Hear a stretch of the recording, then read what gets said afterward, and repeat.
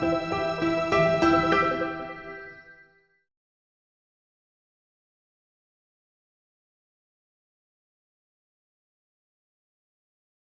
que pour répondre aux questions sur le procès pénal, je vais passer la parole à Pierre, puis on reviendra sur tout le suivi de l'histoire, qui va, pour qu'on soit bien clair sur le cadre très particulier dans lequel nous allons intervenir, il ne va pas vous faire un cours de droit, mais il va vous donner quand même quelques consignes, quelques explications pour savoir un petit peu qu'est-ce que c'est qu'une procédure pénale, comment ça marche, etc. Pierre, vous avez la parole. Merci. Alors tout d'abord, je me présente, donc maître délivré, collaborateur de maître Legvac, qui va revenir lui plus en détail sur les 5 ans d'instruction là, qui viennent de se passer. J'apporte une petite précision, vu qu'il existe le secret de l'instruction, il y a des choses qu'il va pouvoir dire et d'autres non. Alors le secret de l'instruction, c'est pour assurer la protection du principe d'innocence, mais c'est également aussi pour assurer un bon déroulement de l'instruction. C'est-à-dire que empêcher à ce qu'il y ait des fuites, notamment dans les médias, ça vient empêcher finalement une pollution de l'instruction, qui reste quelque chose d'encadré par la justice, etc. Et la justice, alors je suis d'accord, ça prend du temps, vu que ça fait déjà 5 ans, mais mine de rien, là, avec, comme on l'a dit, la récente mise en examen de Merck, on voit que les choses avancent. Sur la mise en examen de Merck, alors, ça, pour que ce soit clair pour tout le monde, je vais vous expliquer ce que signifie une mise en examen, surtout quelles conséquences ça a. Donc, la juge d'instruction a décidé la semaine dernière de placer la société Merck donc en examen, enfin de la mettre en examen, parce que donc selon l'article 81-1 du Code de procédure pénale, elle estime qu'il existe des indices graves ou concordants rendant vraisemblable qu'elle ait pu participer comme auteur ou comme complice à la commission des infractions dont il est saisi. Donc ça signifie que il y a des indices qui permettent de dire que la société a pu commettre l'infraction. Donc là, c'est l'infraction de tromperie aggravée. Sauf que, comme il existe le secret d'instruction, il existe également la présomption d'innocence. Donc pour l'instant, ça ne veut pas forcément dire qu'in fine, la société sera condamnée, donc là, à la fin de l'instruction, devant le tribunal correctionnel. Donc c'est pour ça que nous, on va rester très vigilants sur ce qu'on va dire et ne pas dépasser donc le cadre des propos que l'on peut tenir. Donc pour bien comprendre, l'instruction là, qui est ouverte depuis 5 ans, en mettant en examen la société Merck, ça lui donne la possibilité surtout de prendre connaissance du dossier.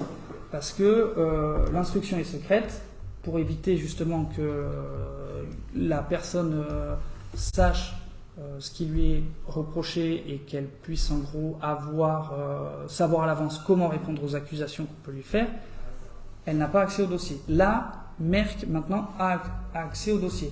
Donc ça veut dire qu'ils vont pouvoir venir contester, critiquer les actes qui ont pu être pris durant ces 5 ans. Donc, c'est pour ça que ça va faire encore un peu durer l'instruction. Mais après, Maître Legvac vous expliquera plus en détail les questions que cela pose, ce que nous pensons qu'il reste à faire, et surtout pourquoi l'instruction finalement là n'est pas terminée. Finalement, on pourrait quasiment dire que c'est limite le début de l'instruction, à proprement parler. Alors après, pour les personnes qui nous écoutent et qui ne sont pas encore dans la procédure, donc je souhaite faire une distinction entre la plainte simple que des personnes ont pu faire et au commissariat ou la gendarmerie, voilà, ou même devant le procureur, avec la plainte avec constitution de partie civile. Donc une plainte simple, ça sert simplement en fait à signaler que l'on a été victime d'une infraction. Si le parquet en fait ne décide pas de la communiquer, la mettons à l'instruction, donc à Marseille, ça veut dire que les personnes ne sont pas parties à la procédure. Là, ce que nous faisons avec Maître Legvac, c'est nous des plaintes avec constitution de partie civile pour que les personnes prennent partie véritablement à l'instruction. Donc ça nous permet de faire des observations quand il y a les rapports d'expertise qui sont sortis, on fait des demandes d'actes, des demandes d'audition de témoins, etc., etc. Surtout, à la fin, à la fin de l'instruction, si la juge d'instruction décide de renvoyer la société mère et d'autres personnes devant le tribunal correctionnel, en étant partie civile, donc ça, au-delà d'avoir eu accès au dossier, vous allez pouvoir demander une indemnisation de votre préjudice. De vos préjudices. De vos préjudices qui vont être corporels, matériels si vous avez fait des dépenses, morales, etc. Ça, donc, ça viendra dans une seconde partie. D'abord, le tribunal correctionnel devra statuer sur la culpabilité. Finalement, est-ce que donc telle personne physique ou telle personne morale ont commis des infractions? Une fois que la culpabilité sera établie, c'est là où vous, victime, vous allez pouvoir demander à vous faire indemniser de votre préjudice. Et donc c'est pour ça que nous, on rédige ces plaintes avec constitution de partie civile pour vous aider, voilà, surtout donc là, durant l'instruction et in fine, à demander l'indemnisation de vos préjudices. Le fait de participer à la procédure pénale, ça a plusieurs intérêts. D'abord, ça vous permettra à vous, à titre personnel, d'accéder au dossier, de comprendre un petit peu mieux ce qui se passe, quelles vont être les réactions de Merck et comment les contre-attaquer. Sans trahir le secret de l'instruction, qui est un secret qui est puissant et qui est fort et que bien évidemment en tant qu'avocat nous respectons, je peux vous dire que nous participons activement à cette manifestation de la vérité. Je reviens à mon test de bioéquivalence. Donc on sait maintenant, grâce au rapport tout concordé, que 2/3 des personnes testées n'ont pas supporté la nouvelle formule. Et c'est encore plus grave. Et vous allez comprendre maintenant pourquoi le juge a qualifié l'infraction de tromperie aggravée. Parce que l'équipe de Toutain concordé a démontré que si on avait fait le test comme il fallait le faire sur 12-24 personnes, on n'aurait pas eu la bioéquivalence moyenne. Parce que la moyenne aurait apparu faible, de l'ordre de 25% au lieu de 95%. Donc là, on aurait eu tout de suite un signal qui disait « Ah mais non, il n'y a pas de bioéquivalence ». Alors ils ont augmenté, ils sont passés à 30, c'était pas bon, ils sont passés à 50, ça a monté un petit peu, à 100, on était à peine à 60% de bioéquivalence, il fallait passer à 200 pour que l'on soit pile poil à 95%. Mais si on repassait à 250, ça redescendait.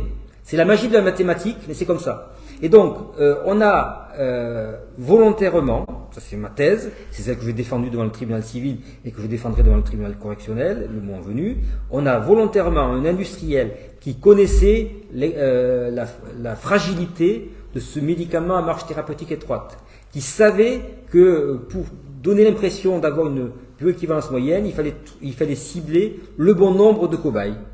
Eh bien, tout cela, ça prouve qu'ils ont voulu tromper les malades, les médecins, peut-être la NSM, mais ça prouve aussi que la NSM s'est laissée tromper, n'a pas fait son travail et a été presque volontairement abusée, ou on pourrait presque dire à l'insu de son plein gré, et ça veut dire qu'elle n'a pas fait son travail et donc elle est complice des actes qui ont été commis. Et j'espère que dans un avenir proche, le juge d'instruction continuera son travail et ira taper à la porte de la NSM pour la mettre elle aussi en examen, parce que il en va de la confiance que les malades peuvent avoir dans le système de santé, et tant que la NSM se comportera comme le béni-oui-oui ou le porte-coton de l'industrie, eh bien les malades n'auront pas confiance dans le système de santé.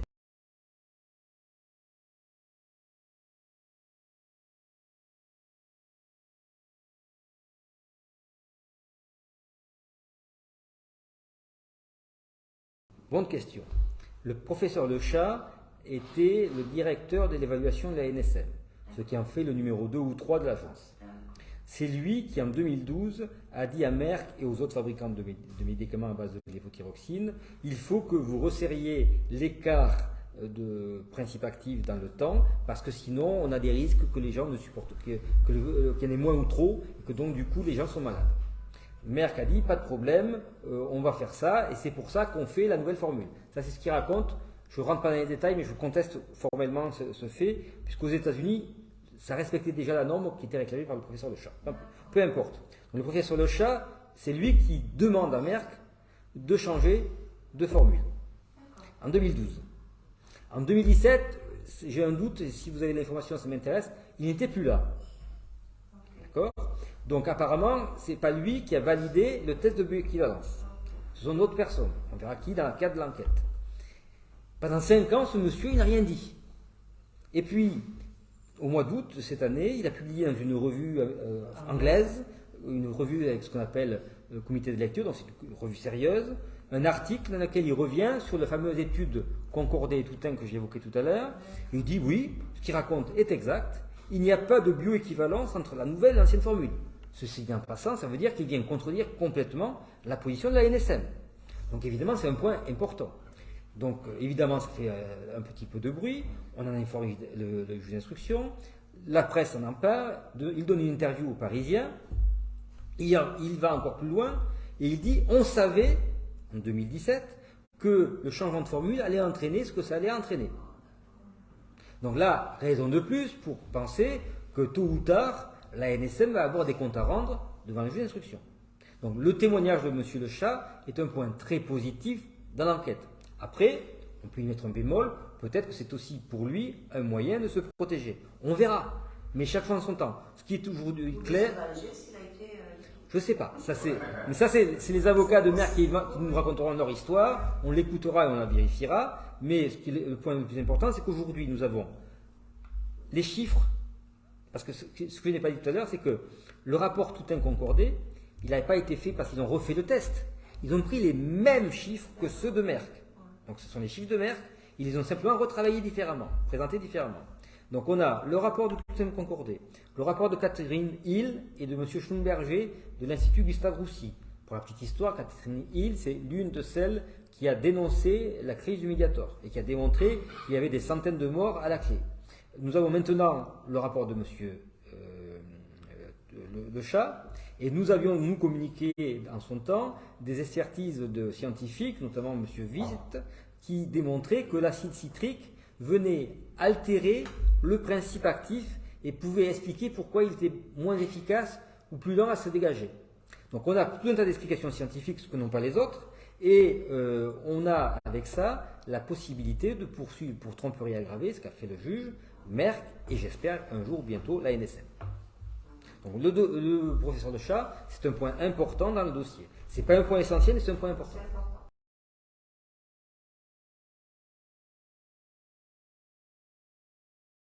Au départ, en 2017, le procureur de la République, qui est l'autorité de poursuite, c'est le représentant de l'État, a ouvert ce qu'on appelle une enquête préliminaire.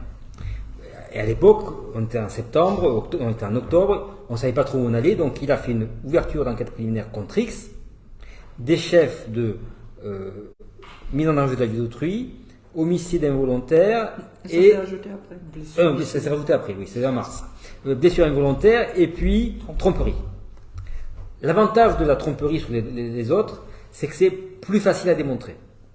D'accord ? C'est parce qu'il suffit de démontrer que Merck avait connaissance des dangers, qu'ils n'ont pas informé suffisamment bien le public et les médecins, et que même ils ont dissimulé des informations, donc il y a tromperie. Le problème notamment de l'homicide, nous on a 2 ou 3 dossiers de personnes dont les familles ont perdu un être cher, notamment je pense souvent à ces 2 garçons aujourd'hui qui doivent avoir 5 et 10 ans, qui ont perdu leur maman, qui avait 35 ans, et qui était en pleine santé, qui prenait consommer de médicaments, qui était le lévothyrox et qui n'avait pas d'antécédents médicaux. Il y a d'autres dossiers comme ça. Donc, et on sait en plus que dans certains cas, le lévothyrox peut entraîner des problèmes cardiaques forts, de tachycardie notamment, ou de défibrillation, et qui font que ça peut être fatal. Problème, c'est que nous sommes au pénal, et que Merck va dire bénéfice du doute. S'ils arrivent à dire il n'y a pas de certitude absolue que le médicament est la cause de la mort, ils passeront dans les mailles du filet. Et c'est peut-être pour ça que le juge s'est dit c'est trop compliqué, je n'ai pas suffisamment d'éléments scientifiques, du moins à l'époque, maintenant on commence à en avoir, et donc pour le moment je n'y vais pas. Ceci étant, c'est notre travail, nous avocats, de faire en sorte d'apporter des éléments complémentaires pour essayer de la convaincre du bien fondé de poursuivre.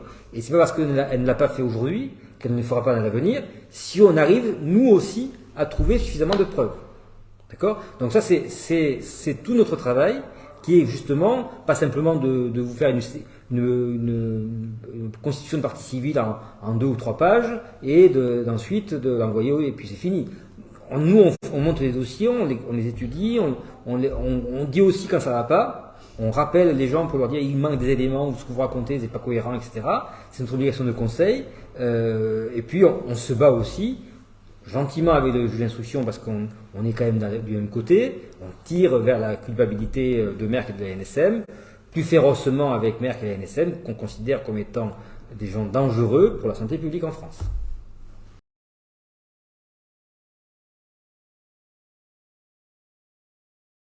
Je ne vais pas polémiquer, je vais simplement inviter la présidente de la thyroïde, je crois qu'elle est avocate, d'ouvrir un code de procédure pénale, d'aller à l'article 5 du code de procédure pénale, de lire la première phrase.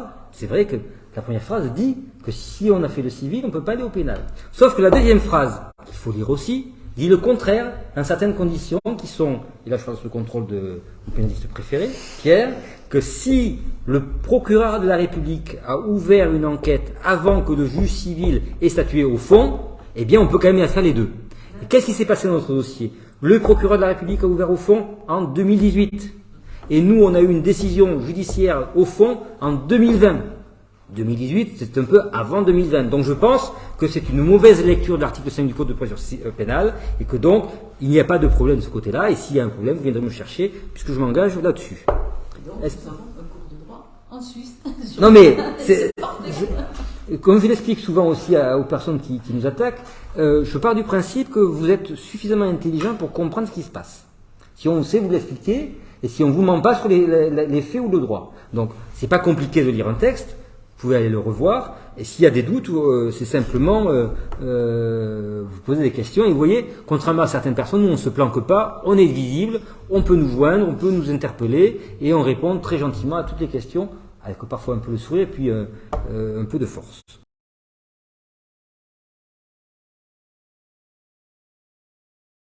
Au pénal, on peut se constituer partie civile jusqu'à l'ouverture du procès. Donc, en théorie, vous avez le temps. Vous voyez, je ne vous pose pas la consommation. Après, je vous dirais qu'il vaudrait mieux le faire assez tôt parce que le temps de monter les dossiers, etc., c'est plus long. Mais vous pourriez attendre que la juge d'instruction renvoie Merck devant le tribunal correctionnel et qu'on soit convoqué devant le tribunal correctionnel. Ceci est important. Et là, je vais peut-être vous doucher un petit peu, mais tout à l'heure, Pierre l'a dit, le temps en judiciaire, c'est un temps qui est un temps long. Donc là, aujourd'hui, on a juste la mise en examen de Merck. On n'est pas encore au stade où le juge va considérer qu'il a terminé son enquête et qu'il peut fermer le dossier. Il peut se passer plein de choses et j'estime pour ma part qu'il va se passer au moins 1 ou 2 ans avant d'arriver à cette situation-là. Je peux me tromper, mais on verra bien. Une fois que le juge considère qu'il a fermé le dossier, il va rendre ce qu'on appelle une ordonnance de règlement, qui en fait résume sa vision du dossier et qui va dire j'estime que Monsieur X et Madame Y je n'ai pas suffisamment de preuves contre eux, donc je prononce un non-lieu. En revanche, sur la société A et sur la société B, j'ai plein de preuves contre eux, donc je les renvoie devant le tribunal. Cette ordonnance de règlement, comme son nom l'indique, c'est une décision de justice. Qui dit décision de justice dit appel. Possible. Donc on peut très bien avoir la personne qui est renvoyée devant le tribunal correctionnel dire « Ah, je suis pas d'accord, je fais appel ». Alors, même si ce n'est pas un appel aussi long que d'habitude, c'est quand même un appel, donc on prend encore au moins 6 mois pour faire appel. Et après l'appel, elle peut toujours aller, pour faire perdre du temps, en cassation. Sans vouloir polémiquer, le président Sarkozy est un spécialiste de ces questions, puisqu'il a fait plusieurs recours dans tous les sens, dans les différentes décisions ou dans les différentes affaires dans lesquelles il est impliqué. Il n'est pas le seul, hein, mais bon, c'est pour illustrer. Donc, même quand on aura terminé l'enquête par le juge d'instruction, on n'est pas encore au bout de nos peines, parce que suivant le comportement que pourra avoir Merck et ou la NSM et ou des personnes physiques, il pourrait y avoir des appels sur la décision, etc. Et puis, admettons qu'il n'y ait pas d'appel, admettons que tout le monde est d'accord pour se devant le tribunal. C'est pas parce que le juge, au mois de mars 2024, décide qu'il y a un renvoi devant le tribunal, que le tribunal va être saisi dès le mois d'avril 2024. Parce que c'est un dossier, et là je parle sous le contrôle de Géraldine, c'est un dossier important. Vous êtes déjà potentiellement plus de 10 000 personnes à vous être manifestées auprès de la gendarmerie et de la police, ce qui veut dire qu'il faut qu'on consacre un temps d'audience relativement important, ce qui veut dire que dans un tribunal comme Marseille, qui est déjà très embouteillé, Oui. tu confirmes, Mais qui sait faire. Mais qui sait faire, parce qui que- sait faire les gros dossiers. mais il lui faut du temps pour Qui s'organiser. sait mettre en place. Il lui faut du temps pour s'organiser, c'est-à-dire que une grosse entre, procédure. entre la décision du juge et l'audience, il y a entre 6 mois et encore un an à perdre. D'accord? Je préfère vous le dire maintenant, plutôt que de vous dire, ça y est, on a gagné, alors qu'on ne va pas voir venir le tribunal avant le moment. Donc, ça fait partie des choses que nous, avocats, nous devons dire clairement et ne pas vendre n'importe quoi ou qu'on va y arriver en 3 coups de cuillère à peau. Ça n'existe pas.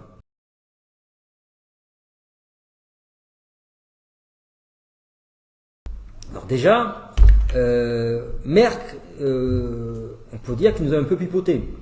Parce qu'en 2018, il disait, à la fin de l'année 2018, j'arrête définitivement partout le lévothyrox et la lactose.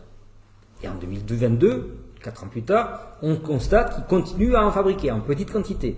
Alors qu'il semblait dire que c'était quasiment impossible de faire du lactose et du mannitol. Mais bon, ce sont les mystères de l'industrie. Et comme quand on fait des demandes judiciaires d'expertise devant le tribunal de Lyon, on nous dit circulez association, vous n'avez pas le droit de poser des questions, il n'y a rien à voir. Ben, on ne sait pas exactement où Merck ment et quand Merck ment. Donc aujourd'hui, il se fabrique encore un petit peu de lévothyrox avec lactose. Et là, je me tourne vers Béat parce qu'elle connaît mieux ces questions que moi. Semble-t-il pour le marché russe. Et c'est ce lévothyrox qui nous est réservé un petit peu. Il y en a 90 000 doses. 90 000 boîtes. 90 000 boîtes. Donc, qui s'appelle Euthyrox et qui viennent d'Allemagne, même s'il est libellé en russe. Oui, s'il est écrit en cyrillique. Mais Et c'est à, le côté, même. et à côté de cela, il y a encore quelques petits pays africains francophones qui ont eux aussi encore du lévothyrox ancienne formule avec du lactose et qui, pour ces pays-là, même si ça vient là aussi de la même usine en Allemagne, et dans des boîtes qui ressemblent à celles qu'on avait en France avant, avec le papillon qu'on avait avant. Et donc ça crée beaucoup de confusion parce que toutes ces boîtes n'ont pas les mêmes logos, donc les gens ne comprennent pas trop. Mais d'après Merck et d'après la NSM, le thyrox Russe. qu'on appelle russe, mais qui est allemand et qui a toujours été allemand et fabriqué en Allemagne, serait exactement identique au lévothyrox qu'on avait en France, qui s'appelait lévothyrox comme France d'ailleurs. Ça c'était pour les faits. Donc il est toujours fabriqué et on vient donc, la DGS vient de nous confirmer pas plus tard qu'hier, suite aux interventions de 3 associations qui disaient que les malades commençaient à se poser des questions puisque c'était annoncé pour la fin de l'année, qui nous a assuré qu'ils travaillaient avec Merck pour le prolonger en 2023. Mais il reste à craindre que ça ne pourra pas rester définitivement sur le marché parce que du moment que les autorités ont dit que c'était plus conforme aux normes, qu'il y avait trop de variations entre les bulles à la fin de validité et qu'il fallait absolument faire une formule plus stable, et du moment que la nouvelle formule, l'AMM de la nouvelle formule a remplacé l'AMM de l'ancienne, ça veut dire que l'ancienne formule, elle est actuellement vendue sans avoir d'autorisation de mise sur le marché. Donc c'est une situation vraiment bancale qui ne pourra pas, sans doute pas durer éternellement. Nous avons eu des actions au civil, au tribunal pour essayer alors justement, des décisions officielles, mais tout a toujours été débouté justement. J'allais y venir, ça c'était les aspects factuels, c'est-à-dire apparemment Merck continue à fabriquer du lévothyrox avec lactose, donc on pourrait se dire mais comment pourrait-on faire pour l'obliger à reprendre la production? Alors d'abord il y a un aspect, je vais dire médical, c'est que les gens qui ont déjà changé en 2017 pour aller vers une autre spécialité, c'est pas forcément une bonne idée de revenir sur la version de lactose. C'est plutôt pour ceux qui sont encore sur la version lactose qui ont besoin de savoir si pendant longtemps ils vont pouvoir continuer à le faire. Parce qu'il ne faut pas faire, ça c'est un acquis de la science, il ne faut pas changer tout le temps de fabricant. Ça c'est dangereux. C'est une source d'instabilité thyroïdienne. Je reviens sur le droit.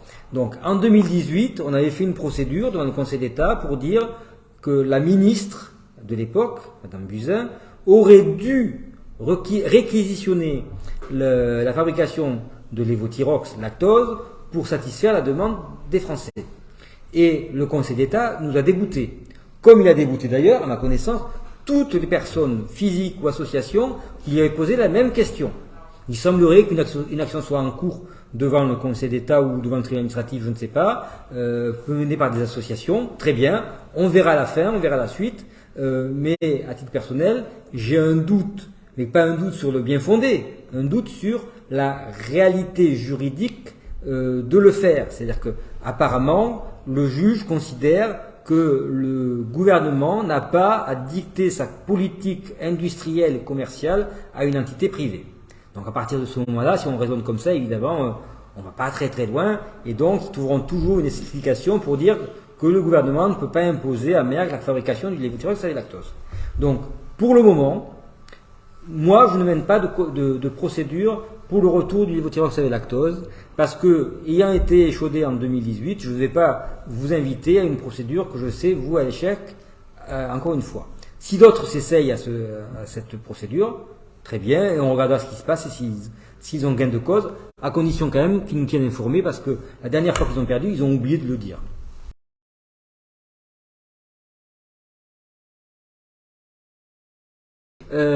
Si vous avez des faibles revenus, vous avez la possibilité que votre plainte soit prise en charge par l'aide juridictionnelle. Pour cela, il faut que vous vous renseigniez auprès de votre tribunal, qui vous fera remplir un dossier, et en fonction de ce qui, nous acceptons l'aide juridictionnelle. Donc il n'y a pas de problème. Nous on vous prend. Il y a d'autres avocats qui la prennent aussi. Donc allez-y. C'est un premier moyen. Deuxième possibilité, souvent dans vos contrats d'assurance, habitation, auto, même parfois bancaire, carte bleue, tout ça, vous avez, sans le savoir, une protection juridique. Alors c'est très variable, c'est plus ou moins bien garanti, c'est plus ou moins protecteur. Donc il faut demander à votre assureur si vous avez droit, et dans ce cas-là, il vous dira comment ça marche.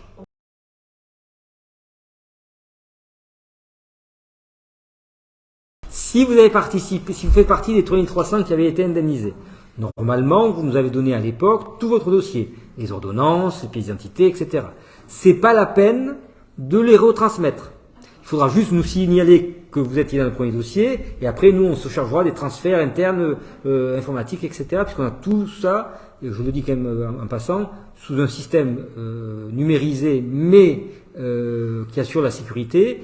C'est pas sur le web, c'est pas dans nos ordinateurs, c'est dans un double système de nuages qui fait que normalement c'est infranchissable.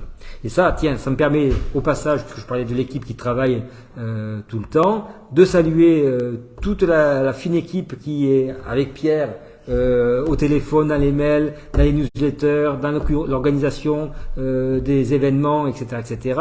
Je pourrais citer Essane, Clémence, Sarah, Robin, bien sûr, Mélanie, Marjorie, Anouchka, Georgiana, Brianna, pardon. Excusez-moi, Brianna. À la fin, je me perds un petit peu, mais en tout cas, on commence à être un peu nombreux, et c'est parce que vous nous faites confiance, et c'est parce que vous nous faites confiance qu'on est fort. Voilà, on en termine là-dessus, et à bientôt pour de nouvelles aventures.